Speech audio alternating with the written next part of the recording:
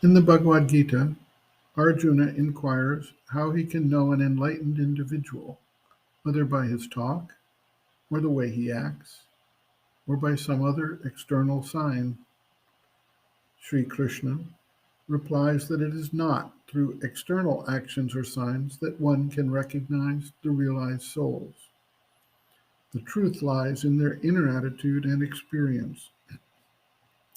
Similarly, an outward show of spiritual humility or an outward show of apparent egoism may not reflect the inward reality of the person. One must understand the force behind the outer activity to understand its significance. The famous tale of the young spiritual seeker who felt that he was a divine servant illustrates another aspect. He was walking along the road when a mahout, elephant driver, yelled for him to get out of the way as the elephant was charging.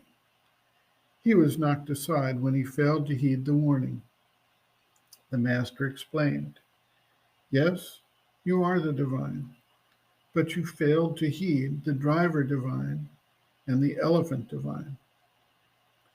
Spiritual pride may tend to forget that all is the divine and fail to keep a proper respect and balance in one's relations with the other forms of the divine manifestation.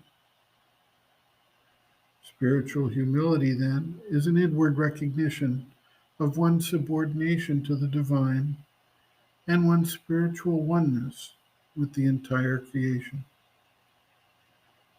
Each individual, keeping the proper attitude, will then be called on to act in the way that most appropriately moves the divine creation forward.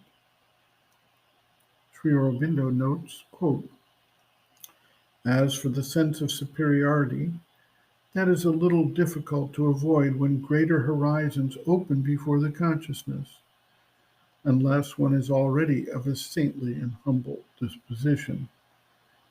There are men like Nag Mahashaya among Ramakrishna's disciples, in whom spiritual experience creates more and more humility.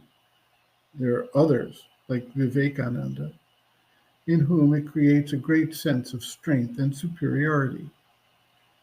European critics have taxed him with it rather severely. There are others in whom it fixes a sense of superiority to men and humility to the divine. Each position has its value. Take Vivekananda's famous answer to the Madras Pandit, who objected to one of his assertions, saying, 'But Shankara does not say so,' to whom Vivekananda replied, 'No, but I, Vivekananda, say so.'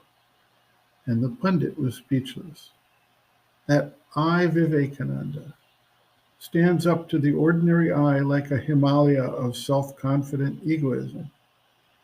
But there was nothing false or unsound in Vivekananda's spiritual experience, for this was not mere egoism, but the sense of what he stood for, and the attitude of the fighter who, as the representative of something very great, could not allow himself to be put down or belittled.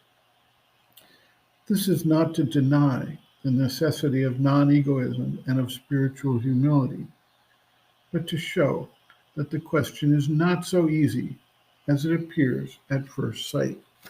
End quote. Reference, Sri Aurobindo, Integral Yoga, Sri Aurobindo's Teaching and Method of Practice, Chapter 10, Difficulties in Transforming the Nature, Humility, pages 289 to 291.